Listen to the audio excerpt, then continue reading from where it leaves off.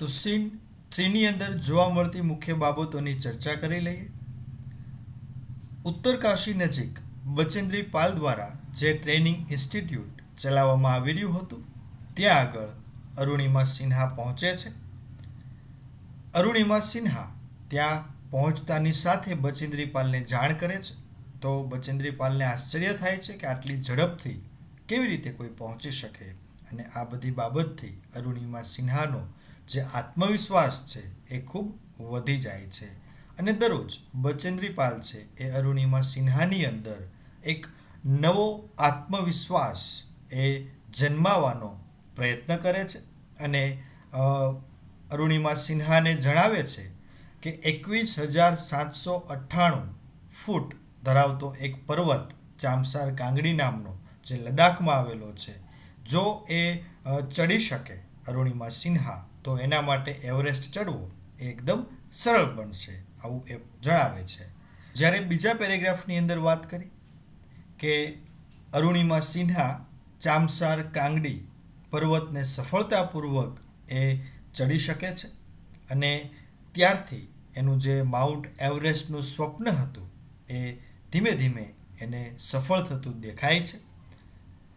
બચેન્દ્રી પાલ અરુણિમા સિન્હાને મેરી શેરની તરીકે સંબોધે છે, અને બચેન્દ્રી પાલ એવું પણ કહે છે કે ટાટા સ્ટીલ દ્વારા એ અરુણિમા સિન્હાને સ્પોન્સર કરવામાં આવે એવી એ માંગ પણ કરશે, એવી રજૂઆત પણ કરશે ટાટા સ્ટીલના અધિકારીઓને, અને જેનાથી અરુણિમા સિન્હાનું એવરેસ્ટનું સ્વપ્ન છે એ સરળતાથી સાબિત થઈ શકે. ત્યારબાદ સીન 4 વિશે વાત કરીએ.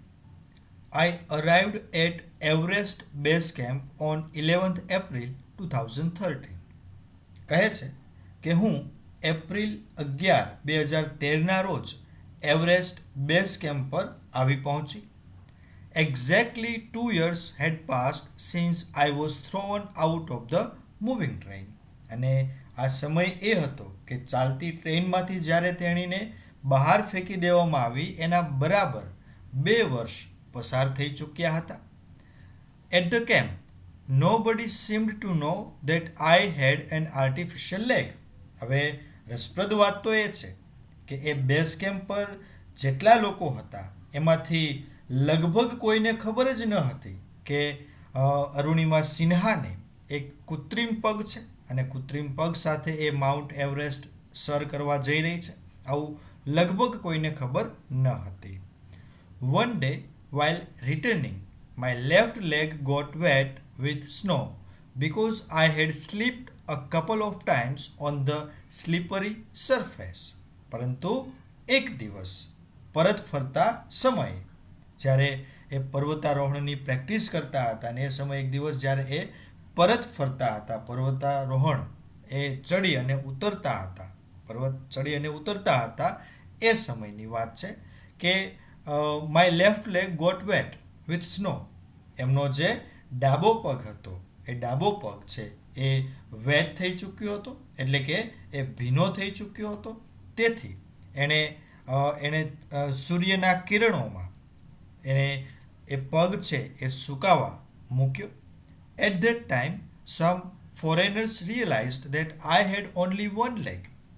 હવે આવા સમયે કેટલાક ફોરેનર્સ, વિદેશીઓને ખબર પડી કે અરુણિમા સિન્હાને તો માત્ર એક જ લેગ છે, એક જ રિયલ લેગ છે, એક જ સાચો પગ છે. After that my TRP સોર્ડ.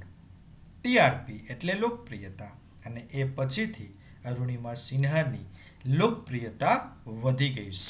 સોર્ડ એટલે વધવું, ખૂબ ઊંચે જવું, એ પ્રકારનો એનો અર્થ થાય છે.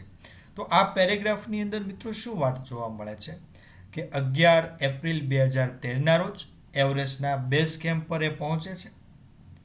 જે ઘટના બની હતી, અકસ્માત બન્યો હતો ટ્રેનવાળો, એના લગભગ 2 વર્ષો પસાર થઈ ગયા. પણ આ બેઝ કેમ્પની અંદર કોઈને ખબર ન હતી કે અરુણિમા સિન્હાનો પગ કૃત્રિમ છે, બનાવટી છે, રિયલ નથી. અને એ ખબર પડે છે ક્યારે? તો કે જ્યારે એક દિવસ પરત ફરતા સમયે તેણીનો લેફ્ટ લેગ છે એ સ્નોના કારણે ભીંજાય છે, અને તેથી એ એક બે વખત આ સ્લીપરી સરફેસ એટલે જે લપસણો રસ્તો હતો, સપાટી હતી, ત્યાં આગળ એકાદ બે વખત એ પડે છે. અને બીજી સવારે તેણીએ પોતાનો જે કૃત્રિમ પગ હતો એને સૂર્યમાં સુકાવવા માટે મૂક્યો. તો એ સમયે થોડા વિદેશીઓને ખબર પડી કે અરુણિમા સિન્હાને તો માત્ર એક જ લેગ છે, અને આ પછીથી થોડી સહાનુભૂતિના કારણે એની લોકપ્રિયતા છે એ ખૂબ વધે છે.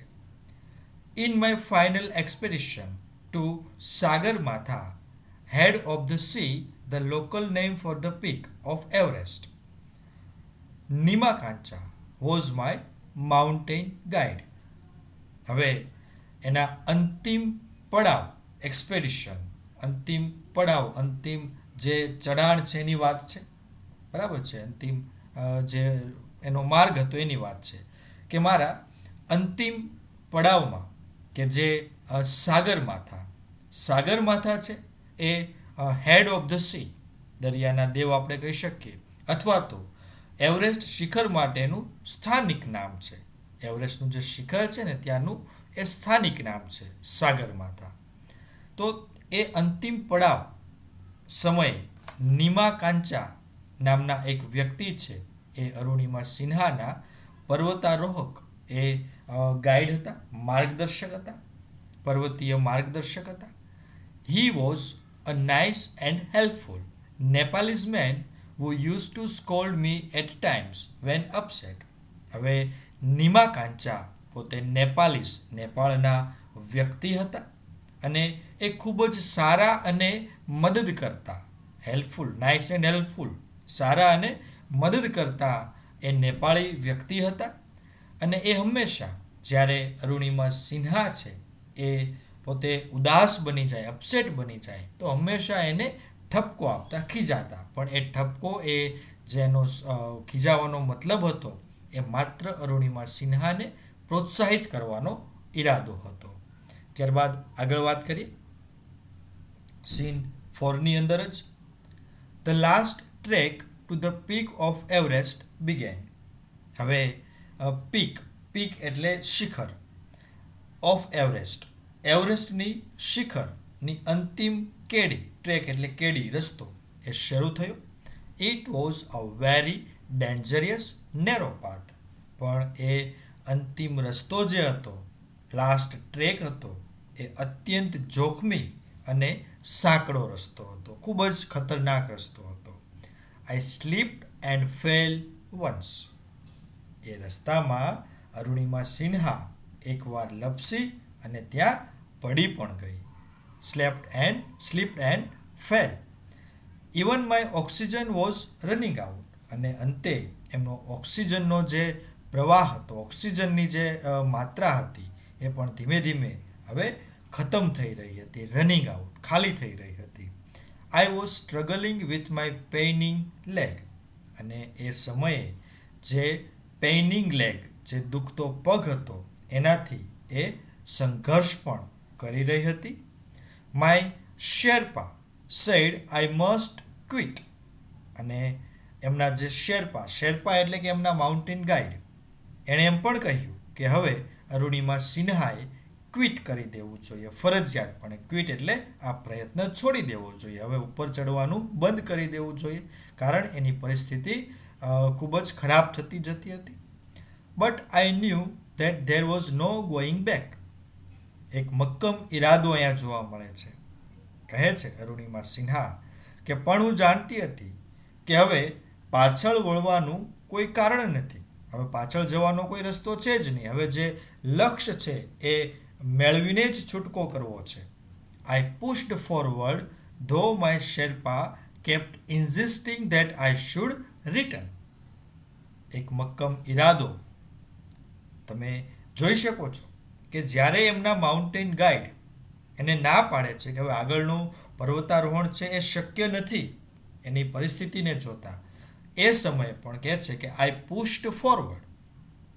કહે છે કે હું આગળ ને આગળ વધતી ગઈ. આઈ pushed forward.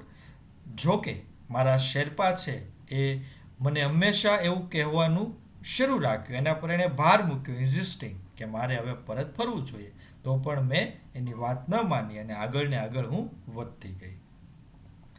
I have enough oxygen to reach the summit and hoist the country's flag.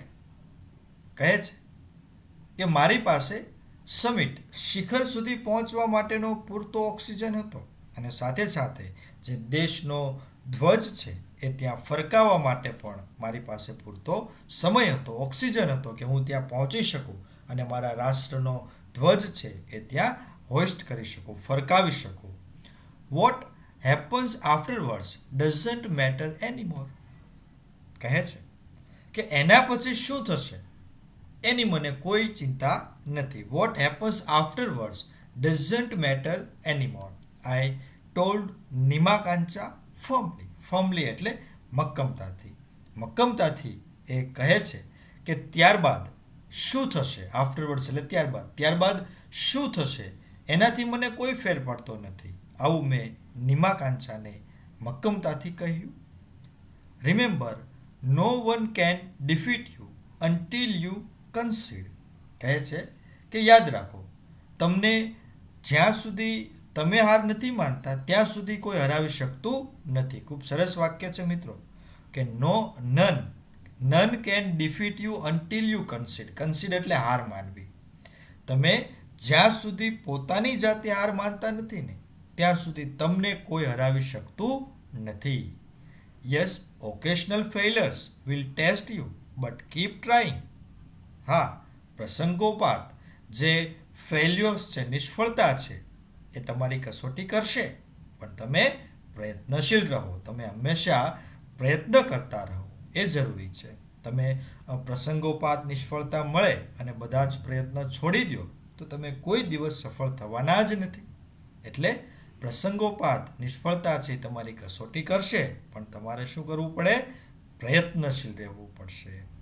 Sum doors of opportunity will certainly open. અને જ્યારે તમે પ્રયત્નશીલ રહેશો ત્યારે અમુક પ્રકારની જે તક છે, ઓપોર્ચ્યુનિટી છે, એના દરવાજા ચોક્કસપણે તમારા માટે ખુલશે જ.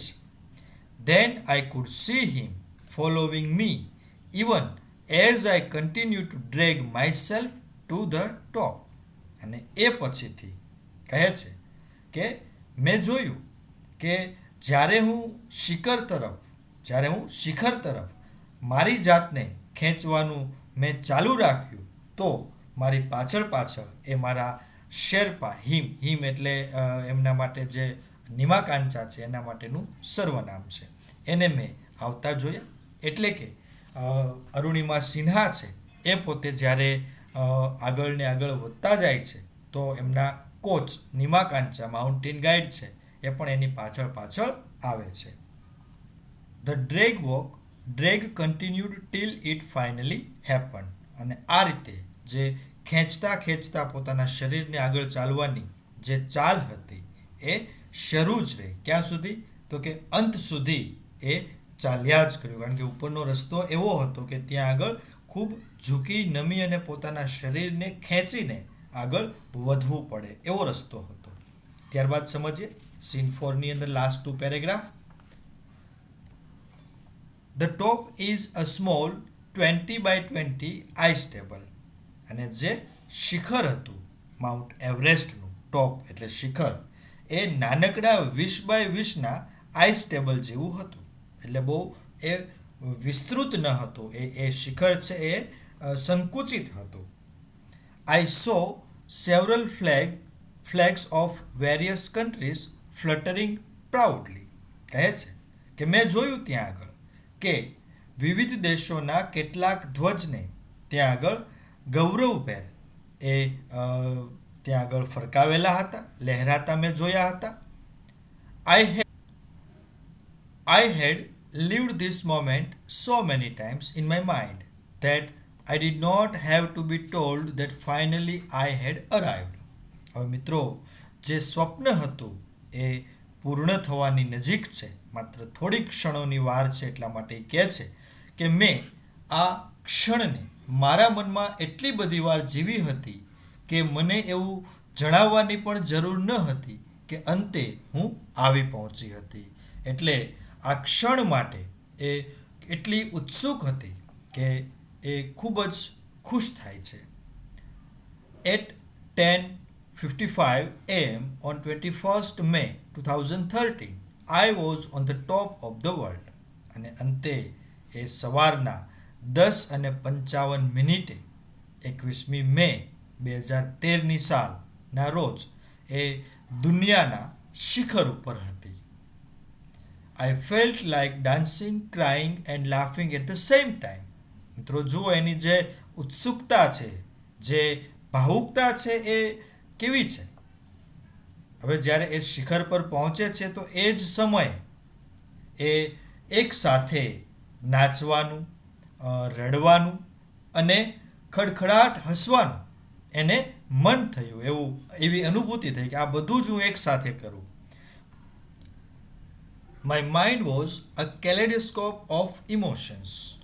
Kaleidoscope એટલે સતત બદલાતા રંગ અને આકાર દેખાડતું ઉપકરણ, કે સતત એના અંદર રંગ અને આકારનું પરિવર્તન દેખાડે એવું સાધન, ઉપકરણ, એને કેલેડોસ્કોપ કહેવાય છે.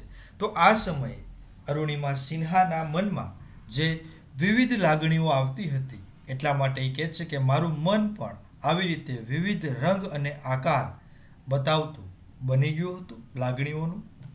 Everyone has a reason to be alive. કહે છે કે દરેક વ્યક્તિને જીવિત રહેવાનું કોઈ કારણ હોય છે. મે બી ધીસ વોઝ માઇન. અને કદાચ આ કારણ મારા માટે પણ હોઈ શકે. કયું કારણ? કે જ્યારે અકસ્માત થયો એની સાથે ટ્રેનમાં, તો એ અકસ્માત પછી જીવિત રહેવાનું આ કારણ, માઉન્ટ એવરેસ્ટ સર કરવાનું કારણ એનું હોઈ શકે છે. I held my flag and raised both my hands high up to register my country's record. અને અંતે જ્યારે એ માઉન્ટ એવરેસ્ટના શિખર પર પહોંચી જાય છે ત્યારે એ પોતાના દેશનો, એટલે કે ભારત દેશનો જે રેકોર્ડ નોંધાવવાનો હોય એ માટે એ પોતાના બંને હાથ શક્ય હોય એટલા ઊંચા કરી અને રાષ્ટ્રધ્વજને લહેરાવે છે અને પોતાની સિદ્ધિ છે એ નોંધાવે છે કે પ્રથમ મહિલા, જેની સાથે અપંગતા હોય એવી મહિલા એ એવરેસ્ટ સર કરવામાં પ્રથમ બની છે. તો આ રીતે પોતાની સિદ્ધિ છે એ મેળવે છે. તો મિત્રો આ ચોથા સીનની અંદર પોતે કઈ રીતે માઉન્ટ એવરેસ્ટના શિખર સુધી પહોંચી એનો અનુભવ એ દર્શાવે છે. તો મિત્રો આશા રાખું છું કે તમને આ પાઠ છે એ સમજાણો હશે. જો કંઈ ડાઉટ હોય તો તમે એકાદ બે વખત હજી જો આ વિડીયો છે એ રિવાઇઝ કરી અને જોઈ લેશો, પાર્ટ 1 ને પાર્ટ 2 બંને, તો મને આશા છે કે તમને ચોક્કસપણે આ પાઠની સ્ટોરી છે એ સમજાઈ જશે.